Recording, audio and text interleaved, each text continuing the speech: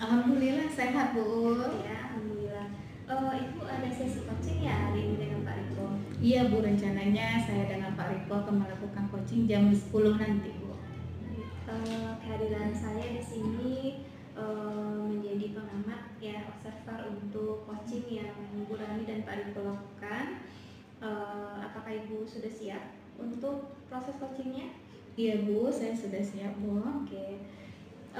Baik Bu, sebelum kita mulai proses coachingnya, saya akan menyampaikan rubrik penilaiannya ya Bu. Jadi poin yang akan saya amati nanti apakah coaching yang Ibu lakukan nanti itu sudah menggunakan alur Tirta. Kemudian saya juga akan mengamati prinsip-prinsip coaching yang Ibu gunakan dan tentunya kompetensi inti dari coaching yang perlu diperhatikan. Izin saya mau bertanya Bu, kompetensi apa yang mau Ibu kembangkan nanti? Dalam kegiatan coaching ini, saya rencananya ingin mengembangkan kompetensi terkait dengan kehadiran penuh, Bu Ultri. Tentang kehadiran penuh. Baik,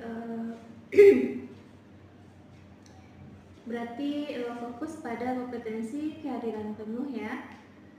Baik, nanti saya akan menyimak untuk kegiatan coachingnya. Silakan Bu Rani mulai dengan Pak Riko. Nanti setelah kegiatan coaching kita bertemu kembali. Oke, baik. Terima kasih, Bu Ultri. Selamat menjalankan tugas coaching. Terima kasih. Assalamualaikum Pak Riko, selamat pagi.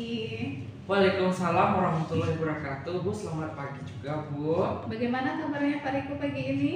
Alhamdulillah baik. Ibu sendiri apa kabarnya? Alhamdulillah saya sehat Pak Riko. Baik Pak Riko, insya Allah kita pagi ini seperti yang sudah terjadwalkan ya Pak Riko, kita akan melakukan kegiatan coaching. Namun sebelumnya di awal ini saya ingin bertanya sama Pak Riko ini terkait apa ya kira-kira pembicaraan yang akan kita bicarakan pagi ini Pak Riko? Baik, Bu. Jadi saya ingin membicarakan permasalahan saya, Bu, dengan Ibu tentang siswa-siswa saya yang pasif dalam pembelajarannya gitu, Bu.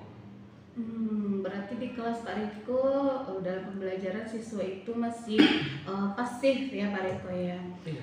Lalu kira-kira dengan kejadian atau keadaan yang seperti itu, apa kira-kira pembicaraan yang ingin Pak Riko dapatkan dari kegiatan coaching ini?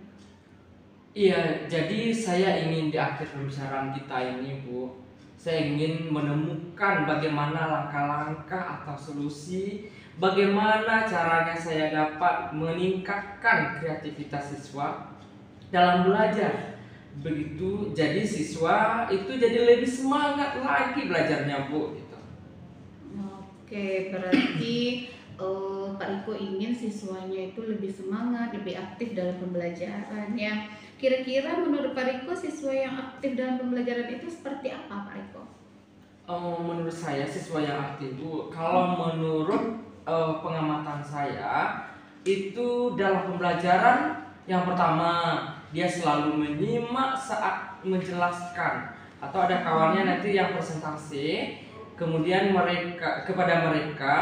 kemudian saat bertanya ada hubungan timbal balik, kemudian ada pertanyaan, kemudian ada jawaban lagi dari mereka. Gitu, Bu. Mereka mengerjakan semua tugas-tugas yang mereka dengan tepat waktu. Menurut saya seperti itu, Bu, kalau siswa yang aktif dalam pembelajaran.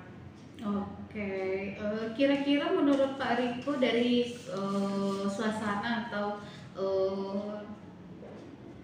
keadaan yang seperti itu, apa kira-kira rencana Pak Riko untuk kedepannya?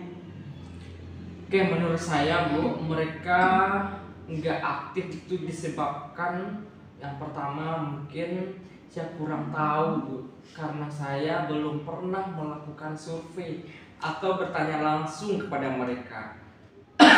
Tetapi mereka menurut saya yang pertama mungkin mereka tidak paham materi atau tidak paham dengan konsep dasarnya. Jadi sehingga mereka juga pas belajar itu nganggapnya ya aku nggak ngerti dari awal, jadi kalau diikutin juga nggak bakalan ngerti gitu. Kemudian yang kedua Bu, mungkin juga mereka nggak akan tahu ada masalah pribadi atau apa. Mungkin kadang-kadang mereka melamun atau enggak mereka ada yang ngobrol sendiri dengan kawannya, juga mereka sibuk dengan aktivitasnya di dalam aktivitasnya masing-masing. Nah, seperti itu Bu.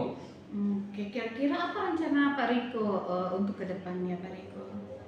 Oke, kalau menurut saya rencana saya mungkin juga selama ini saya mengajar metodenya itu gitu saja Bu. Itu menyebabkan mereka pasif ya Bu ya dalam belajar. Jadi rencana saya akan menyusun modul dengan bervariasi metode-metode pembelajarannya Bu.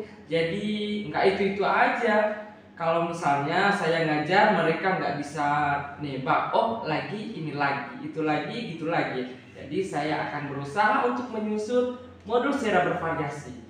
Kemudian mungkin saya juga akan mencari referensi-referensi atau metode pembelajaran yang bagaimana